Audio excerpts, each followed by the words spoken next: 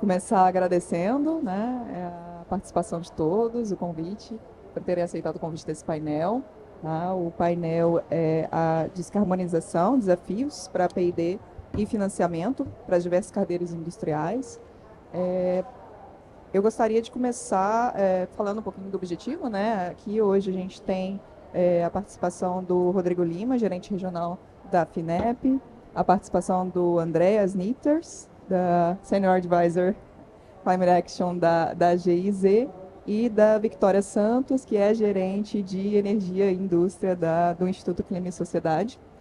A ideia aqui é conversar um pouquinho sobre desafios e oportunidades relacionados à descarbonização, né, das cadeias industriais brasileiras, com foco em demanda, né, pesquisa, desenvolvimento e inovação, e lacunas de financiamento para tecnologias de baixo carbono.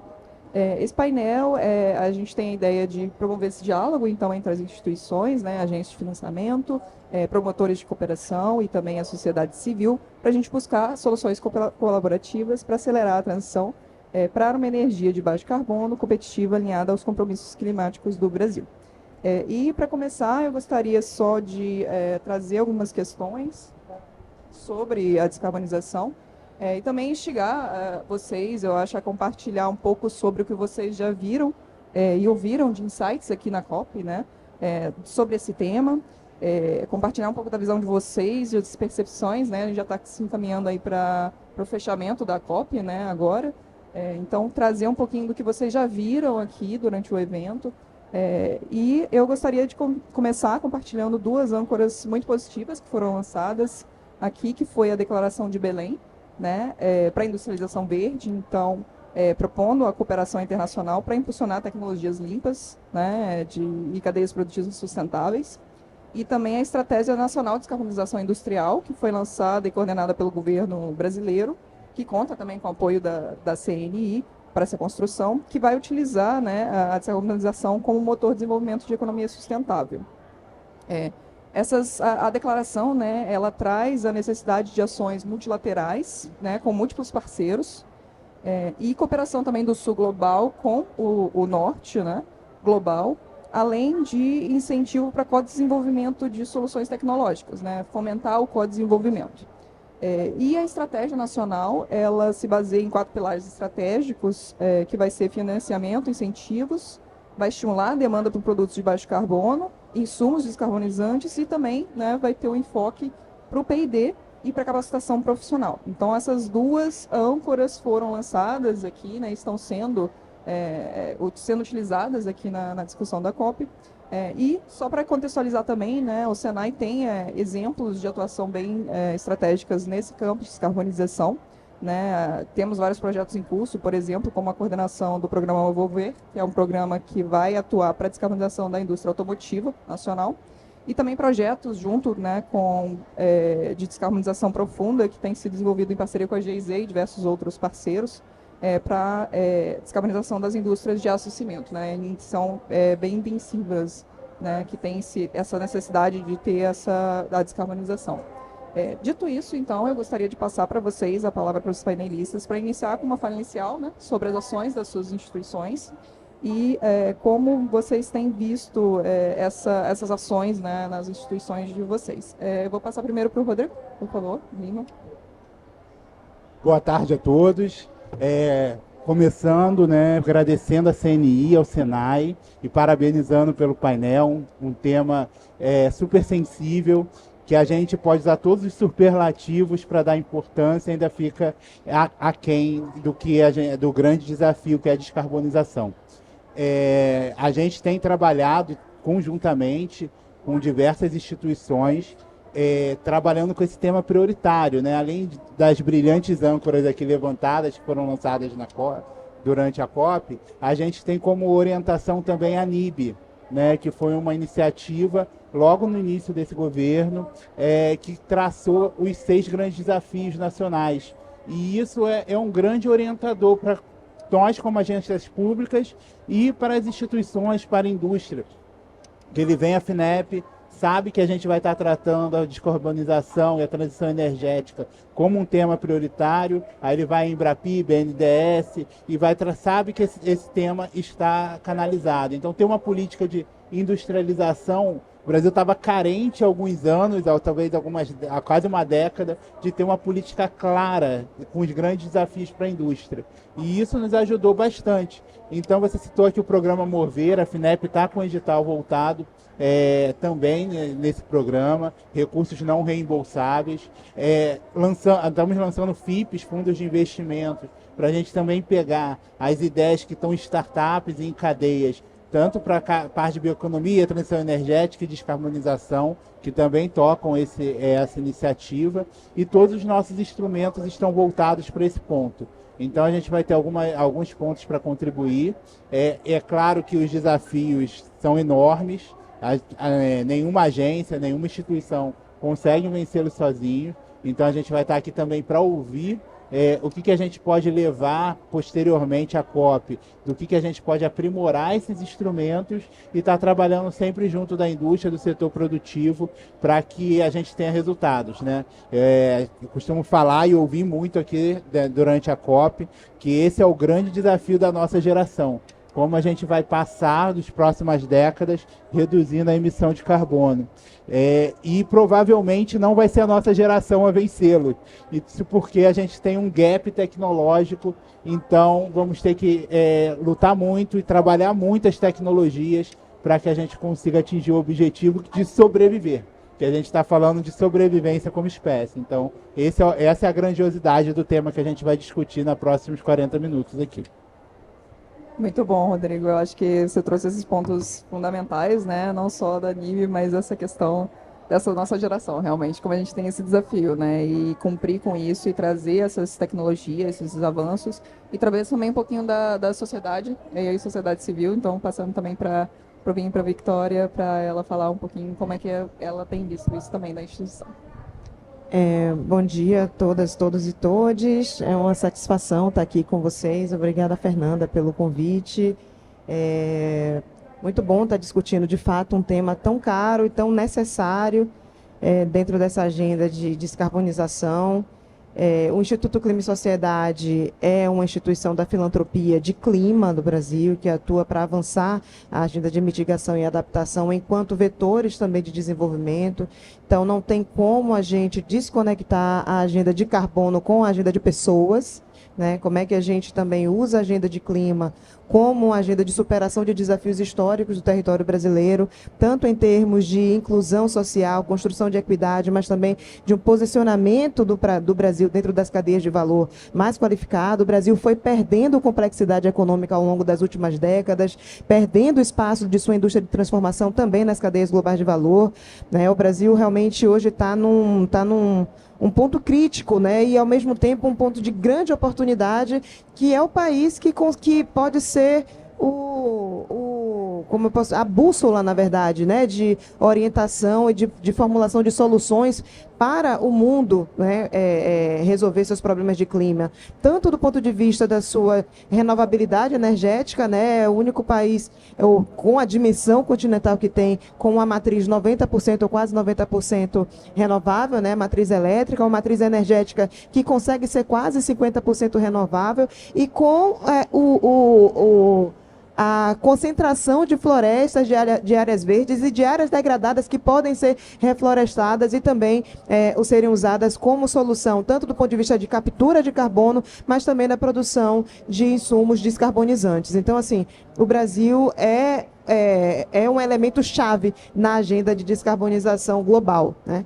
E a partir disso, o Instituto Clima e Sociedade trabalha de forma muito transversal. A gente atua na agenda de uso da terra, sistemas alimentares, bioeconomia, na agenda de energia e indústria. Eu sou responsável pela agenda de energia e indústria do ICS, e também na agenda de política climática, finanças, diplomacia, e como é que a gente engaja a juventude, povos tradicionais, indígenas, comunidades quilombolas, assentamentos rurais. Então, a gente realmente tem uma ação muito transversal de criação de conhecimento, de assistência técnica, tanto ao governo, setor privado, setor financeiro, para avançar na agenda de implementação, né, e de convênios, de promoção de diálogos, espaços de debate e de desenvolvimento de diálogos improváveis, né, trazendo atores que estão fora do debate para sentar junto na mesa e ajudar a formular as políticas públicas, formular os instrumentos de financiamento. Então, é esse um pouco o papel da sociedade civil e do IX, né, enquanto dinamizador também desse ecossistema para a agenda de descarbonização. Depois eu posso falar um pouquinho mais. Ótimo, então, fechando também com o Andreas, por favor, essa parte da GIZ e também como você tem atuado nessa agenda. Bom dia a todos e todas aqui na plateia e no público. Meu nome é Andreas, trabalho com a GIZ na Alemanha. Também trabalhei aqui um tempo entre 2006 e 2010, 11 no primeiro programa da energia. Vou tentar falar em português aqui, senão vou faltar as palavras, vou responder em alemão, tá bom? Fernanda, você me ajuda depois, né? Ok. Eu estou trabalhando na GIZ, na Central, no Centro de Competência Câmbio e Mudanças Climáticas, e aí estamos preparando projetos novos. Também fiz parte da equipe aqui para preparar os projetos da GIZ nesta área de atuação e descarbonização, potencializar com 2 E's maiúsculos no final, de eficiência energética e o novo de descarbonização na indústria. E também a gente apoia projetos na implementação, e nesse papel sou colega do Marco Chive, que é meu colega de São Paulo. Vocês devem conhecer ele é o diretor do projeto, apoiando ele na implementação em algumas questões da central do mundo do ponto de vista global. Aqui na COP sou como observador, não faço as negociações por o governo da Alemanha, senão estamos aqui observando as discussões. A gente tem 4 temas principais da GIZ. Um é descarbonização da indústria, energias renováveis, eficiência energética. Segundo, adaptação, também um tema muito importante para a gente, talvez não o tema de hoje aqui, mas também importante. Outro tema que vai também com muita dinâmica é o carbon pricing, artigo 6, o tema do financiamento. E no finalzinho também o tema que vocês já mencionaram aqui, o tema do emprego verde, Green Skills, que também é um tema que a presidência aqui da COP está levando muito à frente. Então esse é um tema também super importante, em combinação também com os temas aqui da discussão hoje. Para finalizar, a entrada aqui, os nossos temas aqui no Brasil, vocês devem saber, o portfólio é muito grande aqui no país. Somos uns 350 pessoas trabalhando aqui, a maior parte são brasileiras, e temos 4 programas. O maior é a biosfera, que é a parte do Amazonas, a parte verde, biodiversidade. Segundo maior é a energia e transformação dos sistemas energéticos industriais. E o terceiro, falei 4, né? Mas são 3, na verdade, são 3. E o último é um trabalho junto com o Ministério da Fazenda, na parte do financiamento, do orçamento público, na taxonomia verde e emprego decente. Obrigado. Muito obrigada, Andreas. Então, acho que, do ponto de vista de vocês, né, enfim, dessa descarbonização, todas as instituições estão muito bem engajadas, né, nessas ações. E eu gostaria um pouquinho de trazer o ponto de vista, então, da FINEP. Eu acho que aí, Rodrigo, você mencionou dessas as soluções, né, e todos os avanços e iniciativas que a FINEP hoje tem para não só a descarbonização, mas muito voltado também, né, cobrindo a NIB e outras frentes, mas também principalmente para essas soluções de baixo carbono. E eu gostaria, se você pudesse compartilhar um pouquinho até dos principais gargalos, né, vendo os participantes dos editais mesmo, né, como as empresas têm participado, como os CTC têm participado disso. Quais os principais gargalos que vocês identificam nessa participação, né, e pensando nas estratégias, né, para concentrar esses recursos nessa transição, né? Como é que vocês estão pensando em potencializar isso também, né? Perfeito. O que a gente tem defendido muito é a perenidade de apoio, já que a gente tem uns desafios de longo prazo. A gente tem visto que tem sido cada vez mais importante deixar um fluxo constante para as diversas fases do desenvolvimento.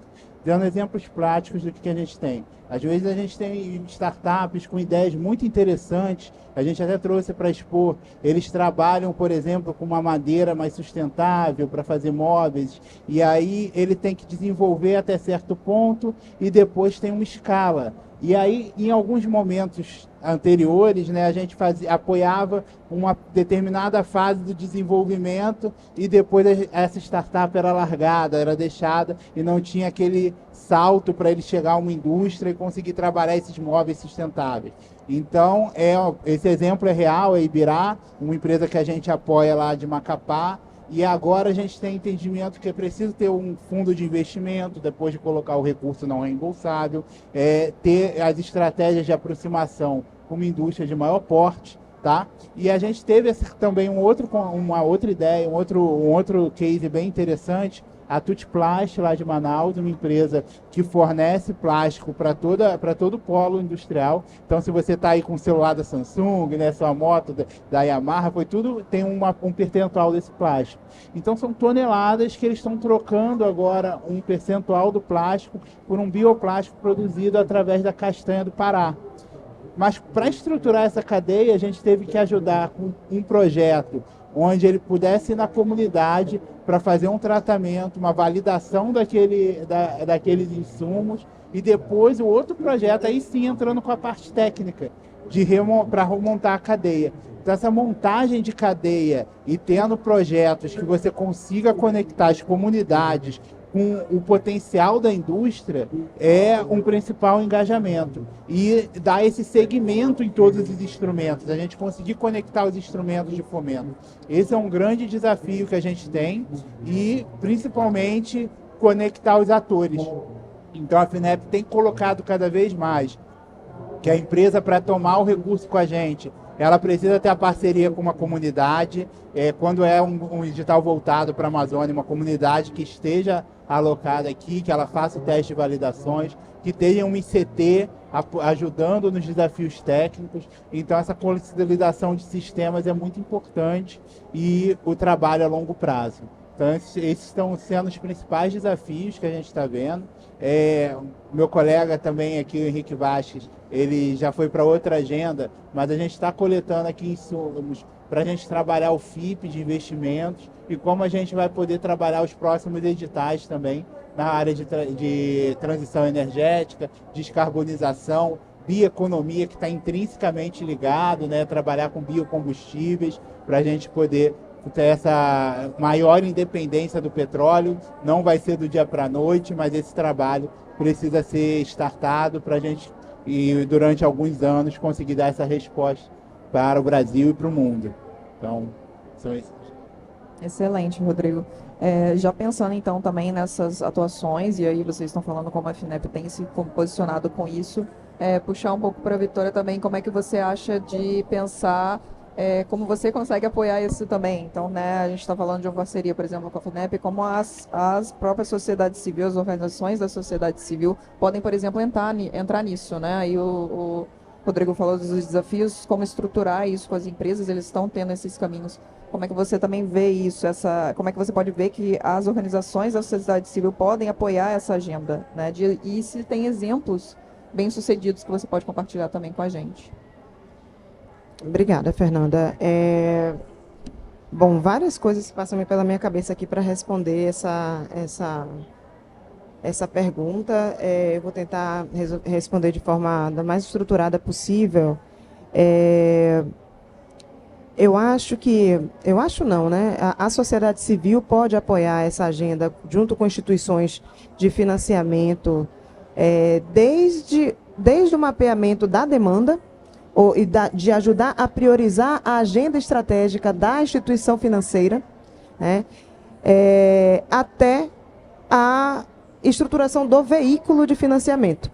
Se vai ser um crédito, se vai ser subvenção, qual o modelo, quais outras instituições podem compor também esse veículo, O IX tem atuado razoavelmente nesse tema e buscando, de fato, viabilizar financiamento para soluções mais disruptivas, soluções mais inovadoras. Um exemplo que eu posso dar é o desenvolvimento do Fundo de Descarbonização do Estado do Espírito Santo, né? É um fundo que foi desenvolvido a partir do uso de royalties de óleo e gás. Então, o Estado do Espírito Santo possui um fundo com royalties de óleo e gás voltado para o desenvolvimento de uma economia de baixo carbono, né? E a partir de uma cooperação, um acordo de cooperação do Banco de Desenvolvimento do Estado do Espírito Santo, o Instituto Clima e Sociedade ajudou a, primeiro, mapear as demandas de financiamento para a descarbonização das empresas locais, das empresas industriais e principalmente pequenas e médias empresas, mais médias empresas, né? Ou seja, empresas no escopo 3 de Vale, que são grandes empresas que estão no estado do Espírito Santo. Tem Vale, Suzano, Petrobras, ArcelorMittal. Então, no entorno dessas empresas tem um conjunto, né, de pequenas e médias empresas que também têm soluções de descarbonização, mas que não têm acesso, né, a veículos que financiam aquele porte ou empresas que não têm uma estrutura de uma grande empresa para acessar certos créditos. Então, a gente partiu do mapeamento da demanda, né, das soluções e das demandas de recursos financeiros, até a estruturação do edital de contratação do asset manager, né, da entidade gestora do fundo, e agora estamos apoiando na implementação em si do fundo. Então, o IX e a sociedade civil, a gente tem organizações da sociedade civil que foram nos apoiando ao longo dessas etapas também, podem dar esse tipo de suporte. E, recentemente, o Instituto Clima e Sociedade também, em cooperação com o Consórcio de Governadores do Nordeste, fundou o Fórum Interinstitucional de Power Shoring, que é uma estratégia corporativa de atração de investimentos de baixo carbono para o Brasil, a partir da sua disponibilidade de fontes de energia renovável. Então, é uma estratégia de industrialização e de desenvolvimento. E uma das dimensões, né, um dos grupos técnicos dessa plataforma é financiamento. Então, o IX, junto com o consórcio de governadores, trouxe o Banco do Brasil como um parceiro-chave e assinamos um MOU para desenvolvimento de um framework, de uma taxonomia para Power Shoring para o Nordeste. Então, essa taxonomia é um insumo básico para a gente conseguir entender o que é Power Shoring, o que deve ser Power Shoring dentro dessa demanda de desenvolvimento e atração de investimentos para pensar os veículos de financiamento. Então, esses são alguns exemplos que eu posso trazer. Maravilhoso, Vitória. Muito obrigada. Dando esses vários exemplos, né? Então, que o Rodrigo também trouxe alguns exemplos das empresas, a Vitória trouxe alguns exemplos de como eles têm atuado nesse mapeamento e suporte, e também com em auxílio com os financiadores, né? E outras instituições. Eu queria perguntar para o Andreas um pouco também, talvez, como é que você está vendo essa questão mesmo da GIZ, Alemanha, União Europeia, né? Como vocês também podem trazer bons exemplos, né? Ou experiências internacionais que possam compartilhar com a gente, pensando um pouco disso, né? O Rodrigo trouxe esse desafio, né? De como é que a gente conecta com as empresas, levando financiamento. Tem bons exemplos que você pode compartilhar com a gente sobre isso, que você traga, assim, de bons... para financiamento, que a gente consiga fazer essa articulação aqui no Brasil também? Bom, a gente, aqui nesses dois programas que estamos aqui discutindo hoje, da GEZ, entre os vários outros, é o Potencialize, com os dois S maiúsculas, que foca mais no tema de eficiência energética para pequenas e médias empresas.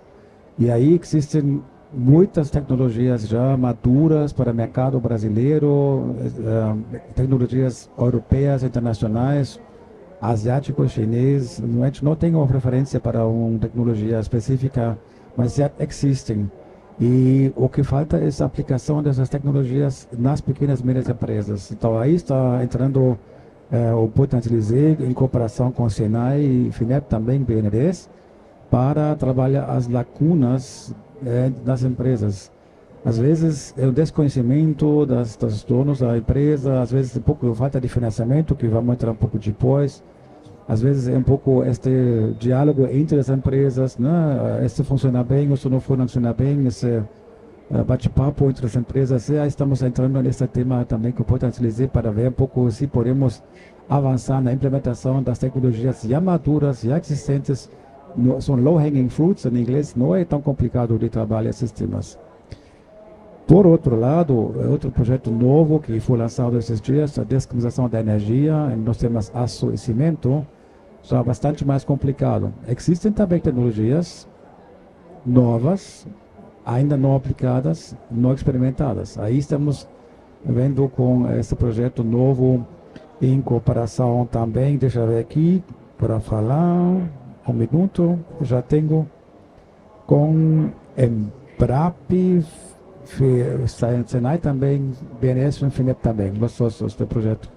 Aí está um pouco mais para ver, junto com as indústrias de grande porte, já estamos falando de indústrias aço, cimento, não das pequenas, e mais também na região do sul, sudeste de São Paulo, Minas aqui do norte, para ver se tem como trabalhar mais nos projetos demonstrativos com algumas das empresas. E também falta pouco a pesquisa aplicada das universidades, PET, a gente falou disso, então esse é um pouco o foco de entrar com a discussão e acostumar o setor de aço e cimento às tecnologias novas e também trazer exemplos de financiamento, que vai ser a próxima parte da resposta, como poderia funcionar, né, a aplicação dessas tecnologias.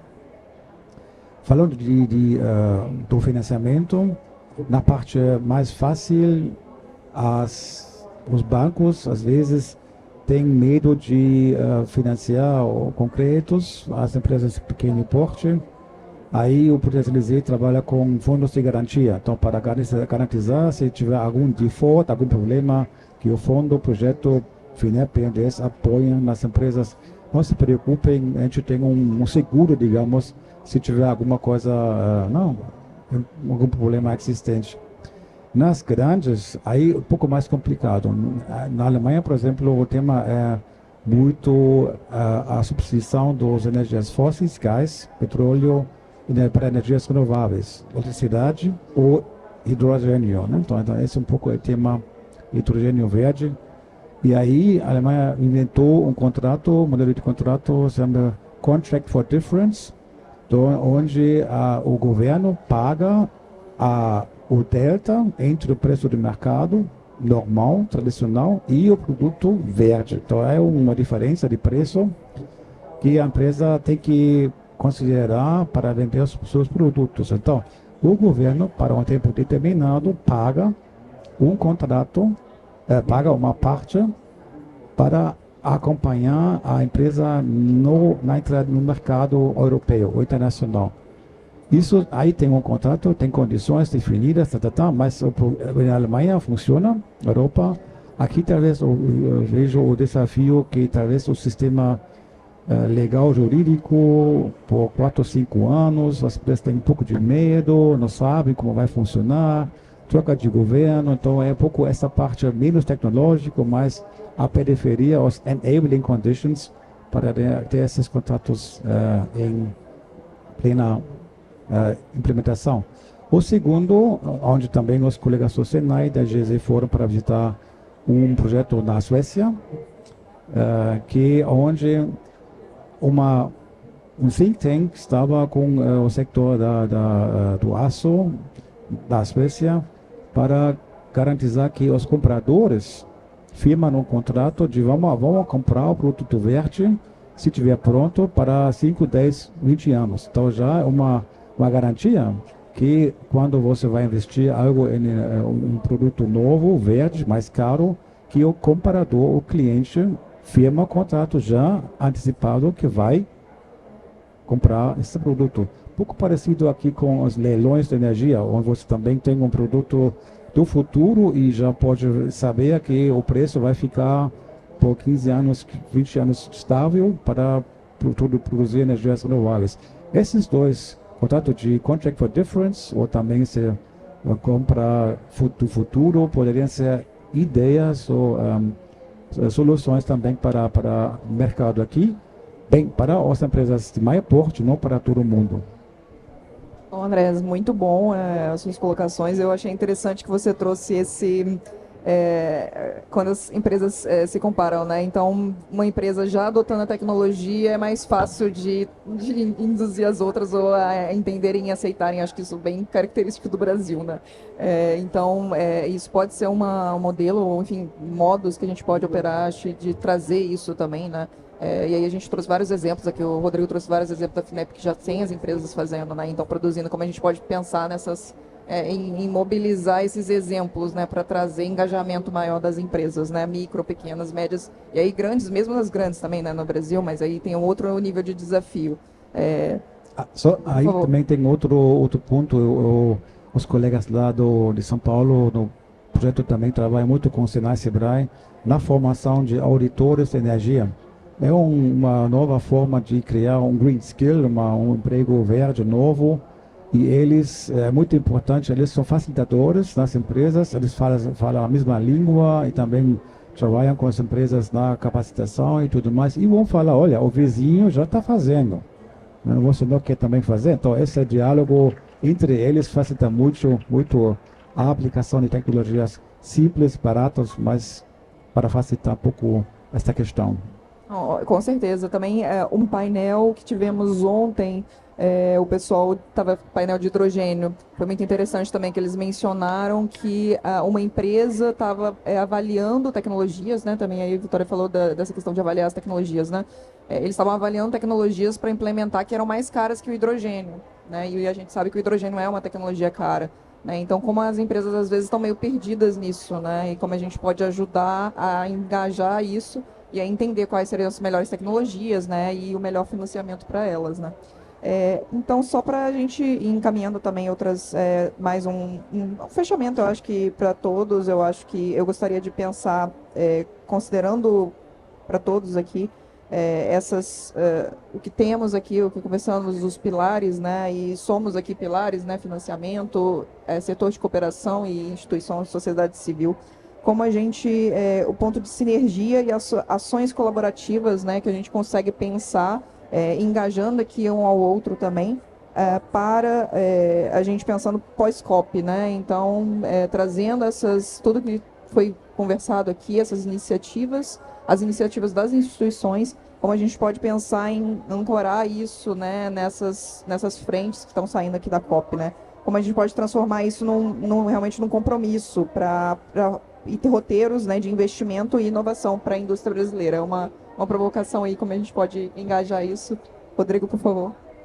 Nossa, é bem desafiadora essa pergunta. Mas eu acho que o compromisso está bem firmado. Acho que todos que estamos aqui, a gente está comprometido com essa mudança. Foram 2 semanas, né? Já estou falando aqui um pouco de conclusão para a COP. Foram 2 semanas de muita discussão e ficou claro, com uma COP feita na Amazônia, como as pessoas querem participar dessa mudança. Eu senti muito isso durante o evento, né? As comunidades estiveram aqui, os povos originários, pessoal, representação ribeirinha. Então o pessoal quer participar dessa mudança. Eu acho que a gente só precisa abraçá-los, escutá-los e entender como agregar valor na nossa produtividade, nos grandes e superar os grandes gargalos.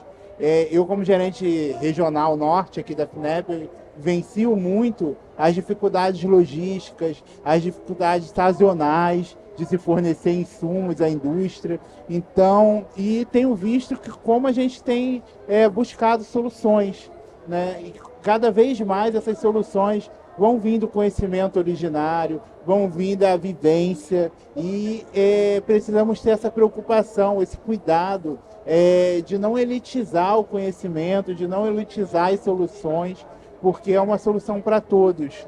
E eu estou vendo que esse compromisso está muito firmado. Então, apesar de eu ter começado minha apresentação aqui falando do grande desafio, eu tenho sido bastante otimista em ver o esforço das instituições, né? No Brasil mais produtivo, que a gente operou com o Sebrae, Senai, como a gente foi em cada estado, pelo menos nas capitais, a gente viu os eventos cheios, as pessoas querendo contribuir, como a minha indústria têxtil funciona na garagem de casa pode, né, ter um impacto de menos carbono, o que eu estou utilizando aqui que não é sustentável, o que eu posso trocar pelo insumo que vem da comunidade, do extrativista que está a alguns quilômetros de casa. Então, esses pequenos impactos dão um grande exemplo. O Brasil tem muita coisa que mostrou com força aqui na COP, e acredito que a gente colocou pelo menos esperança no coração de muita gente com os resultados apresentados. Então, assim, para concluir, eu queria botar esse tom mais otimista de como o trabalho já vem rendendo resultados, mas sem um otimismo para descanso. É um otimismo para continuar trabalhando e cada um puxar a cordinha, já que a gente está em Belém, cada um ajudar a puxar a corda do Círio, né? É um trabalho coletivo. Então vamos buscar essa imagem também para a gente conseguir trabalhar. Maravilhoso, ainda tem muito espaço, né? Tem muita vontade, força de vontade do pessoal de fazer, né? Então, nas empresas a gente realmente tem visto isso e acompanhado, então é sempre muito bom. Vitória, por favor. Eu queria primeiramente agradecer, né, por essa oportunidade de estar aqui trocando com vocês e que, de fato, a gente estreite cada vez mais as relações, né, com o Senai, obviamente, né, a gente já está construindo isso, com a FINEP a gente tem conversado também, a GIZ também, a gente trabalhou junto também no Potencialize, né, na segunda edição do Potencialize. Bom, o IX hoje, né, a gente está apoiando uma iniciativa que é do Fórum de Climate Techs do Brasil, né, de empresas de tecnologia de clima, né, do Brasil. É uma oportunidade, talvez, de dar conhecimento, né, a esse apoio. A gente deve começar esse projeto em breve. Muito feliz de apresentar também para vocês. A gente apoiou um trabalho que foi apresentado também na COP, né, que eu vou ler aqui, que eu não sei de cor, né, que reavaliando o papel da ciência, tecnologia e inovação na governança climática e ambiental, com o WTT, e promovendo discussão com o diplomata Pedro Ivo, enfim, né, com a diplomacia brasileira, o pessoal que está na negociação climática. Hoje também estamos apoiando, né, o Nature Investment Lab, que é um laboratório de inovação financeira para soluções baseadas na natureza. Estamos apoiando também o laboratório de inovação financeira para Power Shoring do Nordeste. Então, assim, estou colocando aqui algumas oportunidades, na verdade, de dar conhecimento de algumas iniciativas e também convidar a Senai, convidar a FINEP, convidar a GIZ, para a gente ter um diálogo talvez mais específico, entender, né, como é que a gente converge em algumas dessas agendas. Power Shoring a gente já está trocando com o Senai para a gente fazer um trabalho conjunto com o Senai Nacional. FINEP, eu acho que tem uma grande oportunidade também na agenda de minerais críticos, como é que a gente trabalha para desenvolver cadeia de valor. E aí eu estou colocando que o lugar da sociedade civil, o lugar do IX, também é o lugar de trazer como é que a gente garante que esses investimentos vão ser investimentos, por exemplo, que superem desigualdades, que priorizem, por exemplo, nas equipes de desenvolvimento tecnológico, um percentual para pessoas pretas, para pessoas não brancas, para mulheres, entendeu? Então, também o nosso apoio vem nesse âmbito. Como é que a gente promove estudos para entender qual é o status de presença desses grupos sociais nesses desenvolvimentos. Então, assim, a gente realmente pode apoiar muito transversalmente todas essas iniciativas e deixo nós e nossa rede de organização da sociedade civil à disposição. Obrigada. Muito obrigada, Vitória. Andreas, por favor. Sim, para finalizar, talvez tenho 3, 4 pontos para agregar. Primeiro seria que a gente também está observando o desenvolvimento dos NDCs, dos compromissos climáticos dos países. Estamos muito felizes que o tema da indústria, energias renováveis, também descarbonização entra muito mais nos NDCs, está muito mais presente como antes. Também é um tema, uma tendência global que a gente vai seguir com muita atenção. Segundo, também a gente está aqui como governo alemão, como GIZ, também para ver se há como abrir o mercado, setor privado europeu, para entrar no mercado brasileiro. Ontem tivemos uma reunião com Schneider Electric, que também está aqui presente. Também isso é um pouco o desejo a ambição do governo alemão atual de também trazer o setor privado mais em intercâmbio com essa região aqui, com o Brasil e a região como um todo. Global Gateway, a Comunidade Europeia também está muito interessado em abrir portas de negócios, digamos, frente a essa situação geoglobal, geopolítica, também com China, USA, Europa quer também ser sócio parceiro da região aqui. Terceiro seria, tudo que a gente vai fazer aqui tem a ver com pessoas, então a gente tem que ver também as pessoas, como você mencionou, os green skills, os empregos verdes e o futuro dos jovens. Também uma preocupação do nosso trabalho aqui não é só a tecnologia, é muito mais as pessoas. E, finalmente, agradecer também ao convite à Senai. Aqui na COP está se mobilizando quase o Maracanã inteiro por dia. A disseminação dos temas aqui é muito grande e também agradecendo à Senai.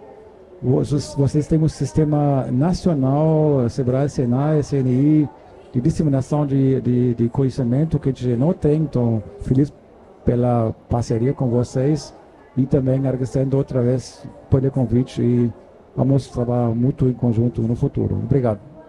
Muito obrigada, Andréas. Muito obrigada a todos.